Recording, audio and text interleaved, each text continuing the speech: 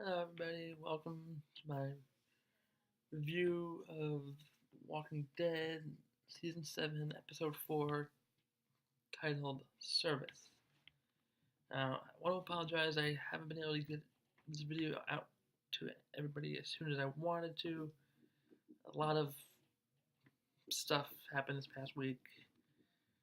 I'm not feeling well. A lot of personal stuff been going on this week, and I haven't been able to get out and do a review before today.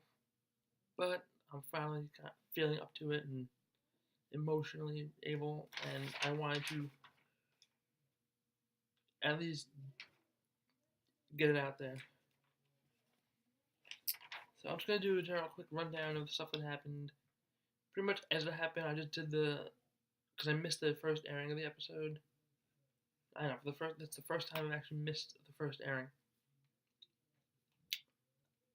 So I did the story sync thing for the first time earlier when I was writing my review, and I used that to sort of guide me through, jog my memory a little bit. So here we go. I thought this was a very good episode.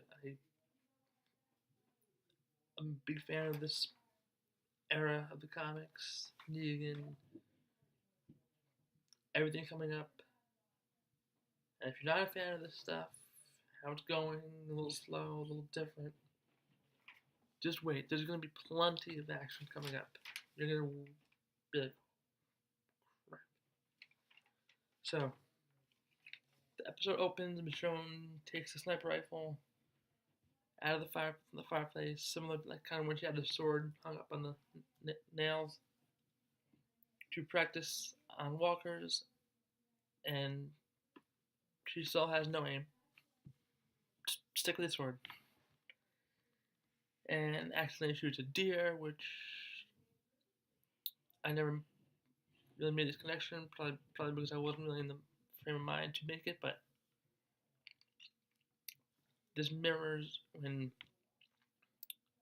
Carl was accidentally shot by Otis through the deer, so a little imagery there.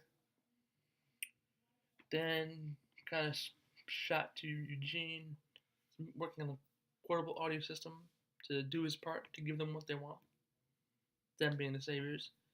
When Rosita and Spencer are asking him, hey, you want to come? We're going to go look for some supplies. And he's like, no. And they kind of made fun of him for it. Like, oh, of course. Like, of course you're not going to come. Like, what else is new, basically? When totally unwarranted. I think Eugene's proven himself to be a valuable member of the group, and he's playing to his skill set. Doing his part by playing to his strengths. Their strength may be to go out and get supplies and do stuff and fight walkers, but that's not Eugene. He needed Abraham and Rosita to protect him because he's not a fighter. But he knew they wouldn't just, protect him for no reason, so he made up the whole cure thing. It's very smart. And Negan's arrival, it's basically straight out of the comics. Little pig, let me in. That whole thing, I love that. Just how he arrived in the comics, and Spencer's like, who are you? Like, was he not informed? I mean, I know they're early, but I was like, was Spencer not informed of this? I love how he killed the walker and was like, easy peasy, lemon squeezy. Yeah, you gotta love Negan. That's all I'm gonna say. Negan brings Daryl as the help and threatens to have Rick cut off pieces of him if anybody is caught talking to him.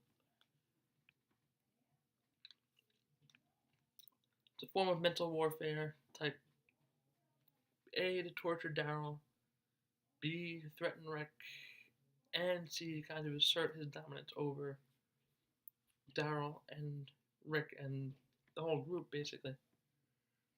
But there's something here that I did not catch on to when I first watched it. But a lot of people have been saying that Rick and Daryl were using Morse code to communicate. Daryl was like rapidly blinking, like, and upon first viewing, I didn't even notice that. But why would they focus so intensely on Daryl's face? And a normal person normally doesn't blink in almost like a pattern, repeating, like it's sort of like a specific way. We're just more like, so I can see that, and they did kind of make a point to show the Morse code, the kind of like the translation in the opening intro scene with Michonne. So supposedly Rick was tapping Lucille when he, in response. So what the general consensus was, I believe, from people who were able to decode it, Daryl was telling him where the sanctuary is, 6 miles to the hilltop or something like that. So all speculation. I think Gimple tried to basically deny it, but it just looks too obvious. It would be Morse code, and I think it is. So Dwight makes Rosita and Spencer bring Daryl's bike back to him. That was left where Denise was. Yeah.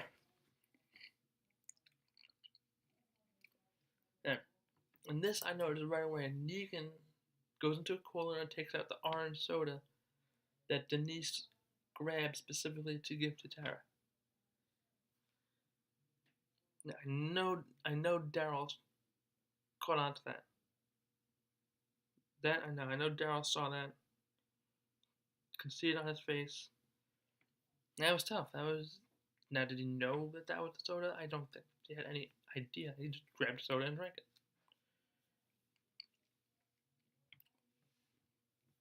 Now, hands down, one of the funniest and one of my favorite parts of the entire episode, and this almost actually made it to top 5 moments, but it'll be an honorable mention. Negan's reaction to Father Gabriel. So Negan's talking with Rick. They find the man brings him a camcorder, and Rick's interview with Deanna. I've killed people. He has and then Negan, and he has the beard, and Negan's like, "Is that you underneath all that man bush? Not mess with that guy." And then prompting him to say, I gotta shave this shit. So we'll probably see a clean-shaven Negan, more like his comic counterpart. The reason why he wasn't shaven is because he was still filming the final season of The Good Wife after the season 6 finale of The Walking Dead. So he had to keep that look, which is the beard. So we'll probably see him shave it soon, since he's no longer on contract for The Good Wife. But so Negan's asking about Maggie. He's like, "Oh, her reaction. She was married to number 2. Blah blah blah. Widows like that are special." Oh, and also, fingers crossed for a little freaky deaky. I can quote Negan all day sometimes. But his reaction to Father Gabriel was, and he asked where Maggie was, and Father Gabriel like, "Care to pay respects?" And Negan looks like he saw a ghost. Like, what the? Like he's, holy crap! You are creepy as shit, sneaking up on me with that, wearing that collar and that freaky ass smile. He did have a kind of creepy look there. I'm not gonna lie. But that reaction, just please, hilarious. But I did like Gabriel's ruse to make Negan think that Maggie didn't make it. Then we go to Carl threatening Negan's men, which was Denise's part in the comics, because in the comics at this point Denise is still alive. She's in charge of all the medicine, Negan's men taking all the medicine, and she's threatening them. In the show, they gave that part to Carl. They're trying to take all the medicine, Carl's trying to threaten them. He shoots a warning shot, and Negan's like, I like you, kid, but I want to go hard proving a point, and I don't think you want that. So we're seeing kind of a little bond potentially forming on Negan's side. Carl hates his guts and doesn't want anything to do with him, but excuse me. So this prompts Negan to take all of Rick's guns, two of which are missing from the little ledger, and almost cost Olivia her life because of Spencer hid guns ages ago, back in season 5 when Rick and them just arrived. Speaking of Spencer's blaming Rick for all of this, and he's not totally wrong. I'm not gonna say he's totally wrong. And give me a sec.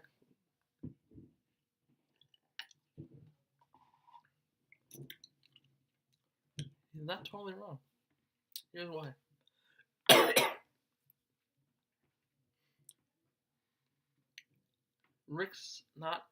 This whole thing isn't Rick's fault per se, but Rick could have strategized better when first dealing with the Saviors. They jumped into it before fully learning about these people. They didn't scout the compound out. They didn't plan ahead. They weren't thinking long term. They're like, okay, this is all they have. We kill all the men here. Negan's dead.